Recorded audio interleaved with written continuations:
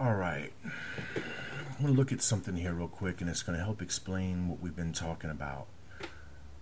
I'm comparing the sons of God of Genesis 6 with the Anunnaki of Sumerian lore, that they are one and the same.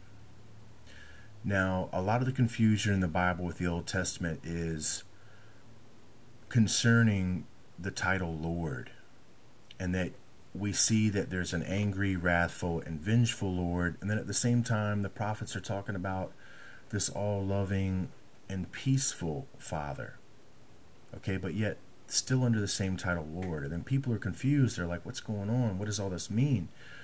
Well, you have to go back to Genesis 6 and begin to understand. Genesis 6 tells you that in the beginning, these sons of God were here. I mean, what were they here for? Why would they even be here? Why are they called sons of God? Okay? And the Bible recognizes them as rebelling. So that means at one time, they were good. So that means they were here for a good purpose originally. They came here with the right spiritual intent. Now, they're not aliens. They didn't come here in the physical. They actually came here in the spiritual. And then they took physical bodies shortly after their arrival. Now, that was the plan. Now, that wasn't something they did out of their wickedness or their science. No, that was the plan, that they were to arrive from the spiritual realm and be rematerialized. Okay? Absolute, real stuff I'm talking here.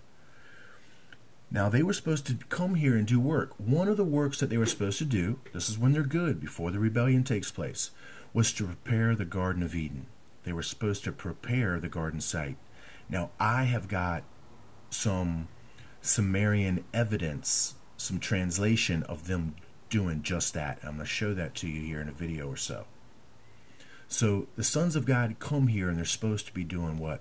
One of the things they do is they prepare the garden site. Okay, the Garden of Eden, for the eventual arrival of Adam and Eve. Okay, but they're here hundreds of thousands of years before Adam and Eve are, and they're doing all sorts of other things.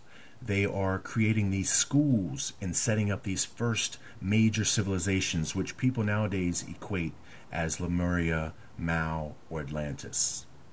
Okay, but what you need to understand is that once the rebellion takes place, not all of them rebel. So some of these sons of God and daughters of God, because there's women also, there's male and females that are from the spiritual realm to do spiritual work. So when the rebellion takes place, and it takes place while they're already on our world, wow, our world goes into confusion. At one time, early in our history, we were going in the right spiritual direction. So when you look back, way back early in our spiritual history, our physical history, you see that the world was highly spiritually advanced at one time. And then we plunge into darkness and everything turns into sacrifice, blood, and ego, and hell, and judgment, and death. Well, we see the remembered remnant of when the sons of God were on this world and they were doing the good work. And they were making the right civilizations and pushing the world in the right direction. The world was given the right spiritual knowledge, and the rebellion takes place. And then there's the division. And then we get this. We get two sets of sons of God. We get the fallen, and then we get the faithful. Both of them are considered lords, and both of them recorded as lords in the Old Testament. Both of them, unfortunately, are called Yahweh in the Old Testament. So that's why there's so much confusion, is because the Bible has lumped both forms of sons of God up under the same title of Lord, and then given that same title, the same name bearing of Yahweh. And that's how many people are confused, because Yahweh is both good and bad in the Bible. And it's because of this confusion of the lords, who are the emissaries that are to represent him. So don't get confused with our perfect Father. It is this division between these lords, the sons of God of Genesis 6, who are the confused ones, who are causing the anger and the wrath. I'll be back.